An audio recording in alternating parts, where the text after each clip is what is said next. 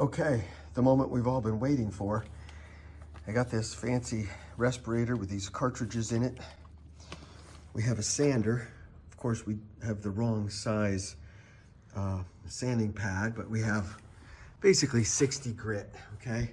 This rudder has now been void of all of the old foaming. We have the new foam, it's a two-part series. If you think I'm not absolutely scared to death at this point, you're crazy. I'm scared to death. Never done anything like this. This is where the rubber meets the road. We got to scratch sand it, clean it, acetone it, and then apply the foam rubber. We don't have a lot of time. Not sure if we're going to get to it this second. Stick with us.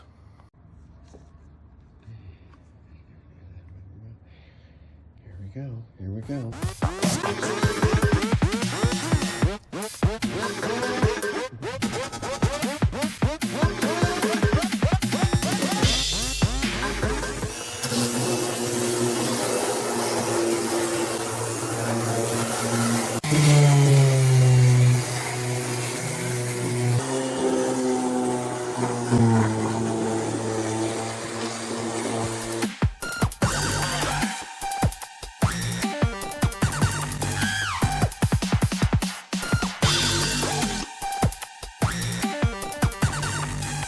Okay, next step, acetone. You gotta write this down, get it clean, maybe do it twice.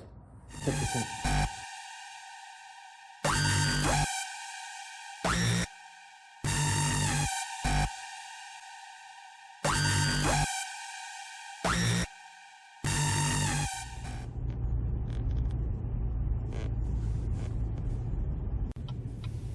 So welcome to The Algorithm. My name is Scott Tucker. This is an episode that's going to kick off in a very unconventional way. We're on our way to the Temple Medical Center with Captain Brian Mullen, who has been with the expedition long before The Algorithm was born. But today, I'm hoping to just have a quick conversation and maybe clarify some things about what I've recently identified in my own life is the power of resentment and how much it plays out for years in the minds and the hearts of people that feel that they have been wronged.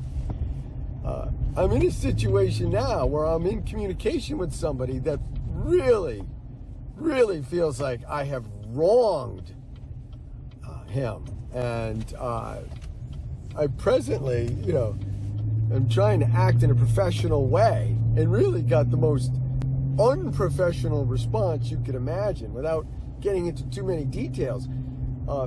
Captain Mullen, are you,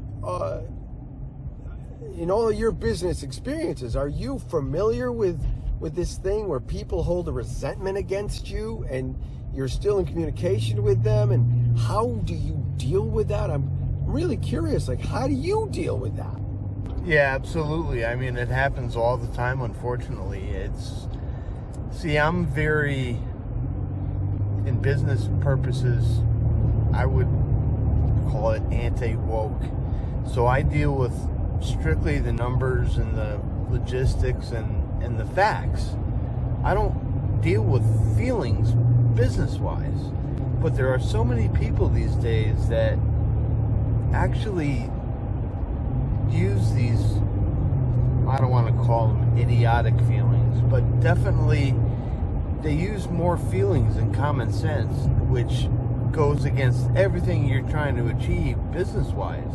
I'm attempting to maintain my footing on the high road so I don't step into that. And then I wonder, do I address it do I come back and address it later?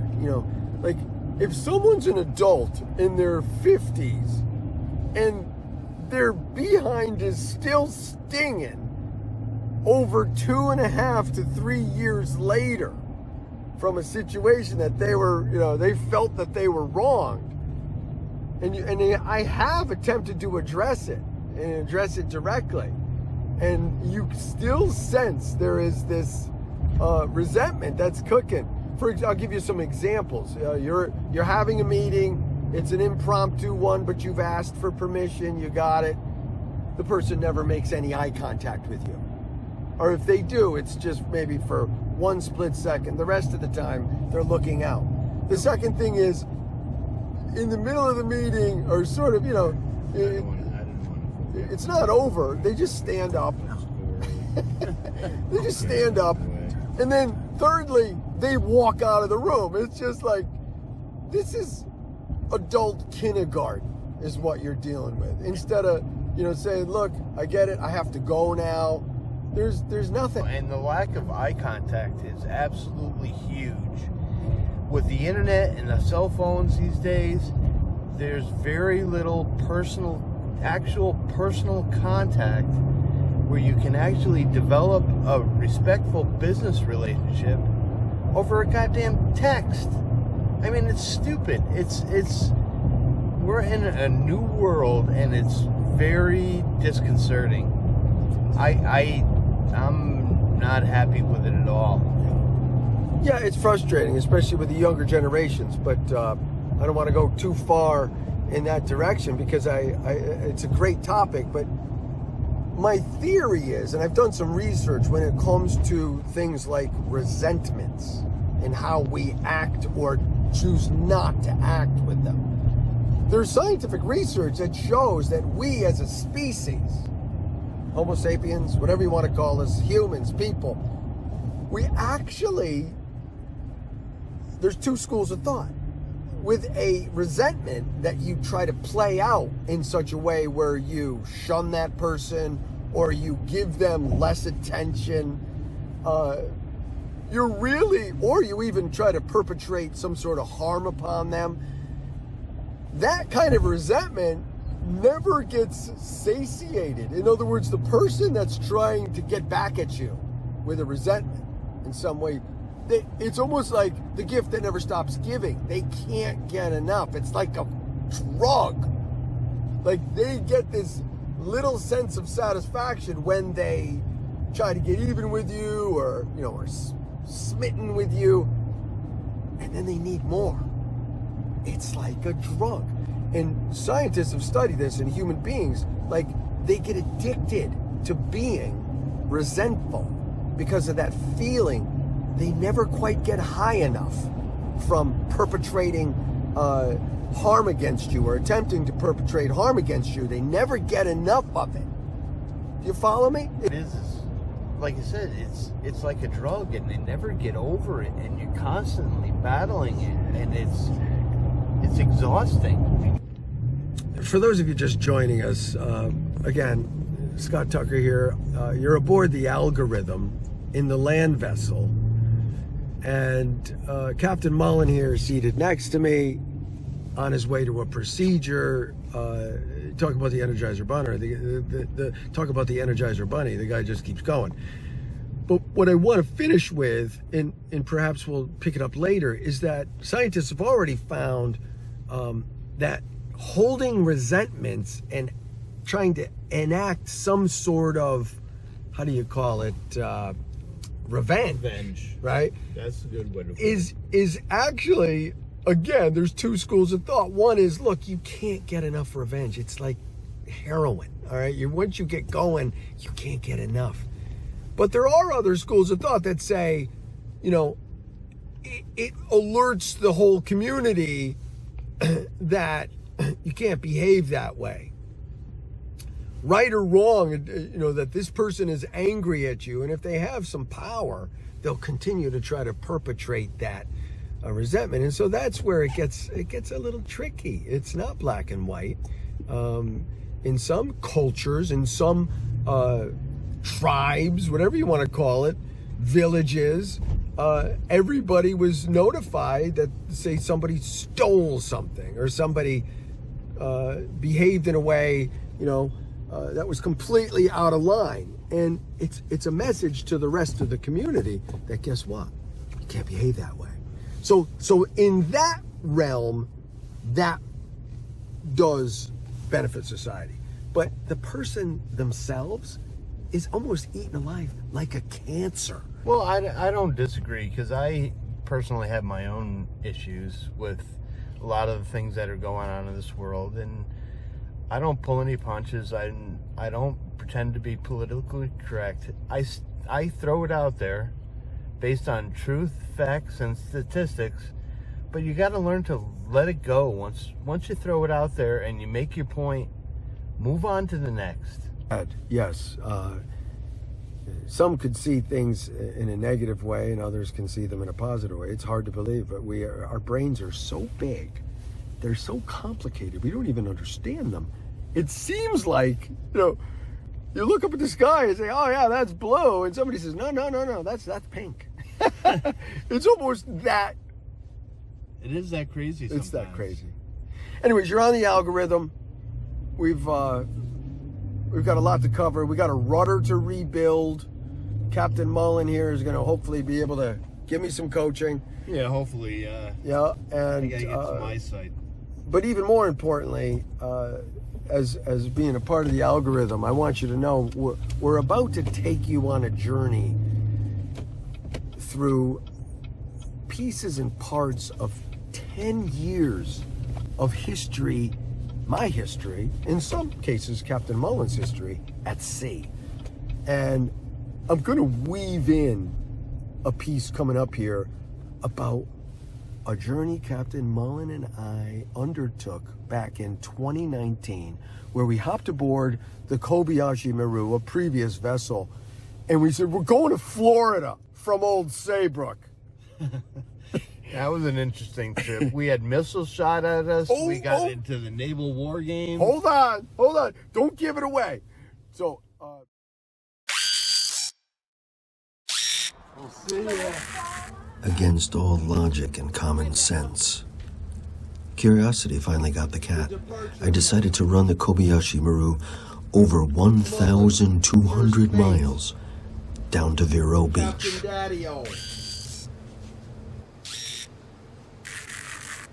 Let's see if we can make this thing work. First destination, somewhere inside Sandy Hook region. Mansion Marina. Woo-hoo-hoo-hoo! It's never good when you're about to depart on a long journey and your girlfriend sends you a link to an Apple News article done by CNN about narcissism.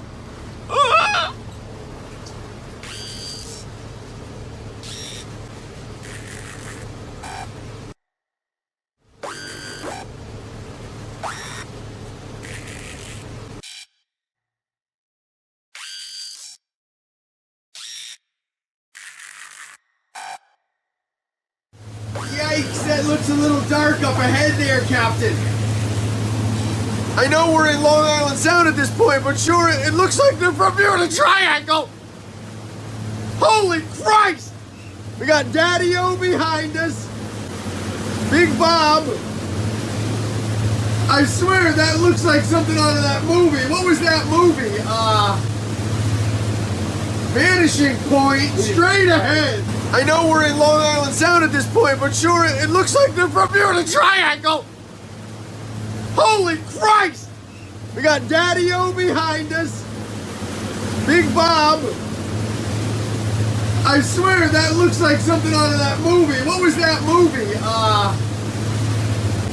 Vanishing Point, straight ahead. Vanishing Point! You're on the Kobayashi Maru. We just departed Old Saybrook. We're headed to Florida. Stick with us.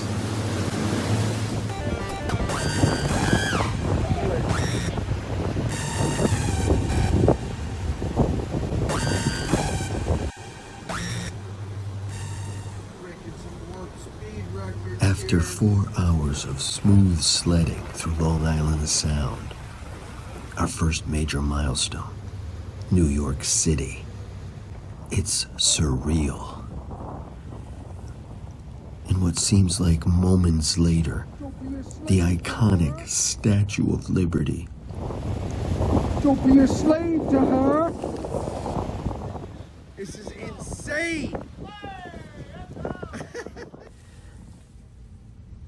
Nobody would have imagined 3 days after we departed, the storm from hell waxed the East Coast, puts almost 1 million people out of power, from Vermont all the way down to Maryland, right where we sat and waited.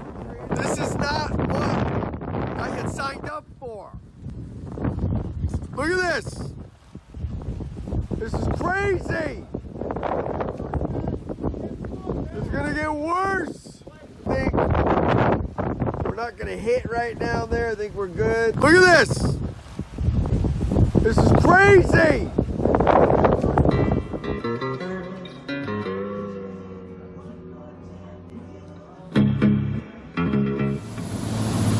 I get a little breakfast in me, departing Ocean City, Maryland, headed to Norfolk, Virginia. Here we come.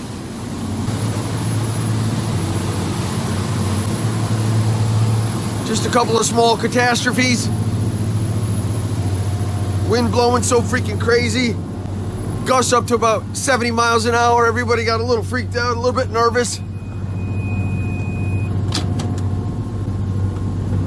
Everything turned out okay. Everybody's gonna live. Everybody's gonna be okay.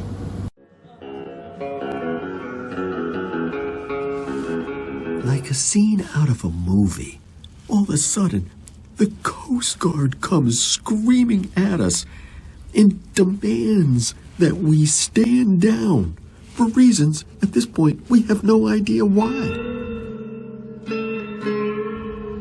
Then it dawns on us. Back at the dock, we were told odds were good. There was going to be a satellite launch at SpaceX. 1 minute and counting. This is the most amazing thing I've ever experienced in my life. I only thought stuff like this would happen Cape Canaveral or, somewhere else. So How cool is this? But what confuses us is how there was complete radio silence. The Coast Guard did not call us. They tracked us down and visually stopped us. 9, 8, 7, 6, 5, 4, 3, 2, 1.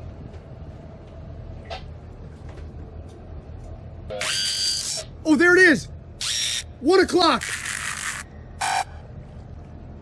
Are you kidding me? We have liftoff. ICBM? What do we got there? Woo! He's coming right at us. Hold on. How cool is that?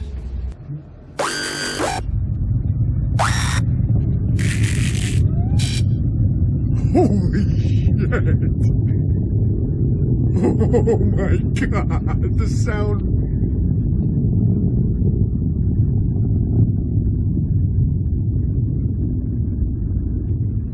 I can't see if you can see it, but... Oh my god. People, I think we're at war. Oh my god, I think we're at war. I'm feeling like this is a scene out of Red Dawn.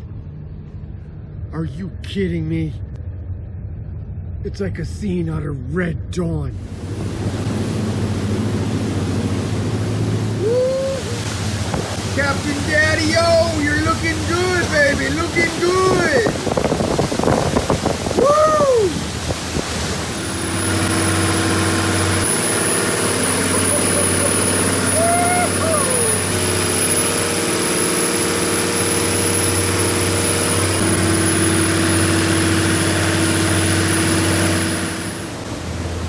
We finally got caught with our pants down. I'm gonna say we got 6-footers. We're between military operations and the seas have turned tough. I don't know if you can tell by the video, but we're down to half throttle. I'd say 5-6 footers all day long. She's handling them. We just had to slow way down, that's all.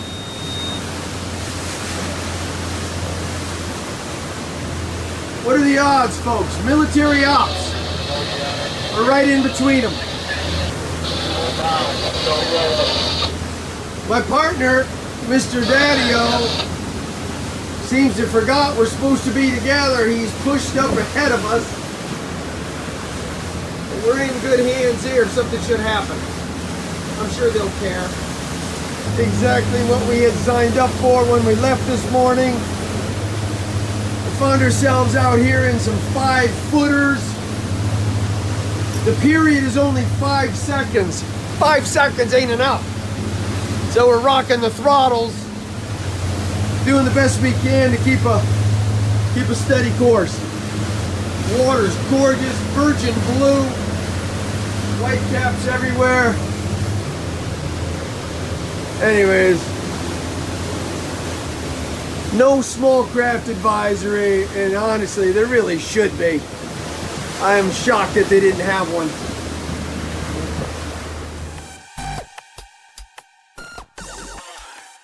What we used to call warfare, when, has changed. We no longer are taking clubs and sticks. Arguably, the wild, wild west, you'd walk out onto the main street and you'd draw your guns and you'd shoot at each other when you had angry confrontations or quote-unquote misunderstandings over things such as money. But now things have changed in our culture. You find more and more, like I'm finding right now, situations where people are sending you a bill. It's almost as they're calling you out on the street and saying, "Look, let's have a showdown. Let's have a shootout." That's how it feels when you get a bill for $4,000 for someone that says, "Look, I changed your battery. I put a new gauge in, I switched that out, and then I did a bunch of things I couldn't do because I couldn't figure it out." That is what's happening aboard my vessel. And quite honestly, this is wrong, And either you have to figure out a way to confront it all or figure out a way to do it all yourself. Morning, love. You might think about getting an estimate. Yes, that's it. That's precisely how you try to start with these people. You say, "Look, give me a quote, give me an estimate." They won't estimate anything. They won't do it because they can't. Give them a limit. They don't know how far they can go until they get stumped. So you just use a word. We often use, it's offensive. What I'm trying to wrap my mind around is I feel like I have been attacked. My mammalian brain is wired in such a way, I think I speak for many humans, not just me, that instead of somebody taking a club or a spear and throwing it at me, scaring the crap out of me, and creating, this fear that turns into anger. Now they send an email with a bill for $4,000. That the fear turns to anger. It's as though they've thrown a spear at me. It's not what was agreed upon, and therefore you're upset, and justifiably so. It seems rather random, might I add, that that's the number that got attached versus, an hourly bill and for X amount of hours. Just a random number doesn't seem like an accurate assessment. There's all kinds of, which by the way, if you look at the line items, they don't make any sense. Oh, okay. I didn't realize there were line items. Oh, there's line items. Here's this, here's that. I got to tell you. It doesn't matter. It doesn't matter what the bottom line is, the spear was thrown right at my face.